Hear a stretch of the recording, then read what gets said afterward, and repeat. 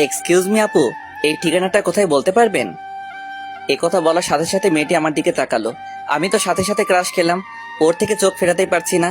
মেয়ে তো নয় যেন একটা পরী আমার সামনে দাঁড়িয়ে আছে। এই যে মিস্টার, তা কি যেন বলছিলেন? আপু আসলে আমি এই শহরে নতুন এসেছি, ঠিকানাটা কোথায় যদি বলে দিতেন। এই বলে ওর হাতে কাগজটা দিলাম। আচ্ছা ঠিক আছে। তারপর মেয়েটা ঠিকানাটা হাতে নিয়ে কিছুক্ষণ দাঁড়িয়ে রইল। কি ব্যাপার, এতে তো আমাদের বাড়ির ঠিকানা লেখা আছে। সোজা গিয়ে ডান দিকে যাওয়ার পর 3 নম্বর বাড়িটা। ধন্যবাদ আপু। আচ্ছা আপনার নামটা কি জানতে পারি? নাম দিয়ে কি করবেন, যান বলছি এখান থেকে। ওরে বাবা কি রাগ! মনে হচ্ছে এখনই আমাকে কাঁচা খেয়ে ফেলবে। এই সামান্য কথায় এত রাগ দেখাতে হয় নাকি? আচ্ছা যাই হোক, এবার আপনাদের পরিচয় দিয়ে নেই। আমার নাম আরিয়ান আরমান। গ্রাম থেকে শহরে এসেছি লেখাপড়া করার জন্য। আমি এবার ইন্টার সেকেন্ড ইয়ারে। এখানে বাবার এক বন্ধুর বাড়িতে থাকবো। ওনারা নাকি খুব বড় লোক। পরিবার বলতে আছে মা বাবা আর ছোট একটা পিচ্চি বোন। আপনাদের সাথে সাথে কথা বলতে বলতে বাড়ির সামনে চলে আসলাম। বিশাল বড়, এত বড় বাড়ি খুব কমই দেখেছি। যেই গেট দিয়ে ঢুকতে যাব, দারোয়ান পথ আটকে দাঁড়ালো। কি ব্যাপার, এভাবে কিছু না বলে হুট করে ঢুকে পড়েছেন কেন? আসলে এই বাড়ির মালিকের সাথে কথা আছে, উনি আমাকে আসতে বলেছে। 1 মিনিট দাঁড়ান, আমি স্যারকে ফোন দিয়ে বলছি। আচ্ছা ঠিক আছে, দেখতে পারেন।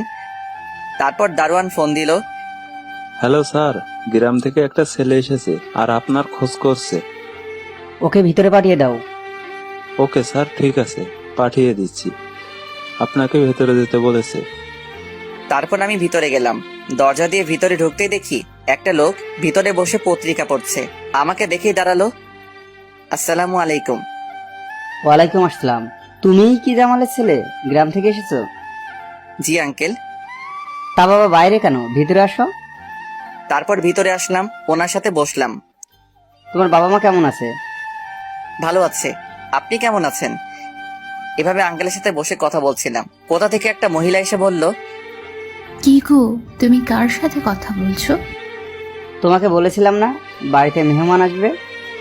ও কি তোমার সেই বন্ধুর ছেলে? এবার থেকে ও আমাদের সাথেই থাকবে। ঠিক আছে, ভালো, যেমন তোমার ইচ্ছে। এখন যাও তো, ওকে ওর রুমটা দেখিয়ে দাও। এছাড়া অনেক দূর থেকে এসেছে। বাবা, তুমি আমার সাথে আসো। তারপর ওনার সাথে উপরে গেলাম। আমাকে রুম দেখিয়ে দিয়ে চলে গেল। আমি রুমে ঢুকে তো অবাক। রুমটা অনেক সুন্দর করে সাজানো হয়েছে। ও আমি তো ভুলেই গেছি, বাড়িতে একটা ফোন করতে হবে।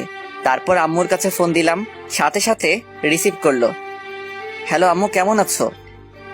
আমরা সবাই ভালো আছি। তুই ঠিক মতো পৌঁছাতে পেরেছিস তো? আমি এখন ওনাদের বাড়িতে আছি। শোন, ওখানে গিয়ে কোনো রকম শয়তানি করবি না। ভালো করে মন দিয়ে লেখাপড়া করবি। পেতনিটা কোথায়? এই তো আমার পাশেই আছে। তুই চলে যাওয়ার পর থেকেই মন খারাপ করে বসে আছে। আচ্ছা ওকে ফোনটা দাও। এই নে ধর, তোর ভাইয়া কথা বলবে। ও হাত থেকে ফোনটা নিল। তা আমার পেতনি বোনটার কি হয়েছে? মন খারাপ কেন? আপনাদের তো ওর নাম বলতেই ভুলে গেছি। ওর নাম হচ্ছে রাজিয়া। এবার ক্লাস 10-এ পড়ে। তুই আবার আমাকে পেতনি বললি? তা তোর মন খারাপ কেন বল? তোর জন্য ভাইয়া, তোকে অনেক মিস করছি। আমিও তো আমার বোনটাকে মিস করছি, কি করব বল? এই ছাড়া তো আর কোনো উপায় নেই। লেখাপড়া তো তুই এখানে থেকেও করতে পারবি, শহরে যাওয়ার কি দরকার ছিল? দরকার আছে, তুই বুঝবি না। এখন আর মন খারাপ করতে হবে না। আর শোন, কারোর সাথে কোনো দুষ্টামি করবি না। এই কথাটা আমার তোকে বলা উচিত।